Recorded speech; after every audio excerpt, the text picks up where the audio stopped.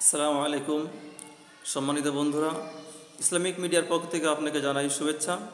আজকে আমাদের বিষয়বস্তু হলো যে কোন কারণে নামাজের ভিতরে সৌসিদা দিতে হয়। এটাই আজকে আমাদের এক ভাই জানতে চেয়েছেন যে সৌসিদা দেওয়ার কারণ কী বা তার নিয়মটা কী। জানতে হবে নামাজের ভিতরে কতটা ফরজ আছে, নামাজের ভিতরে ফরজ কোনটা, সুন্নত কোনটা, ওয়াজিব কোনটা, এইগুলি আমাকে আগে মুখস্থ থাকতে হবে।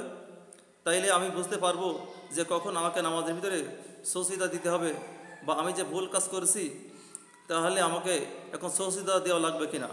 আগে আমাকে একটি গাইডলাইন জানা থাকতে হবে যে নামাজের ভিতরে যে ভিতর বাহিরে 13টি ফরজ আছে, এই ফরজের কোনো একটি ফরজ যদি আমার ইচ্ছায় অথবা অনিচ্ছায় বাদ পড়ে যায় তাহলে আমার নামাজ নষ্ট হয়ে যাবে, নামাজ হবে না। শুরু থেকে সেই ফরজটাকে পূর্ণ করতে হবে, এরপরে আমার নামাজ দাঁড়াতে হবে। দ্বিতীয়ত হলো নামাজের ভিতরে কিছু সুন্নাত আছে, এই সুন্নাত যদি আমি ইচ্ছা করে ছেড়ে দিই তাহলে আমি একটি মাকরুর কাজ করলাম। যদি অনিচ্ছায় সুন্নাত বাদ পড়ে যায় তাহলে আমাকে নামাজ সমস্যা হবে না বা সৌসিদা দেওয়া লাগবে না।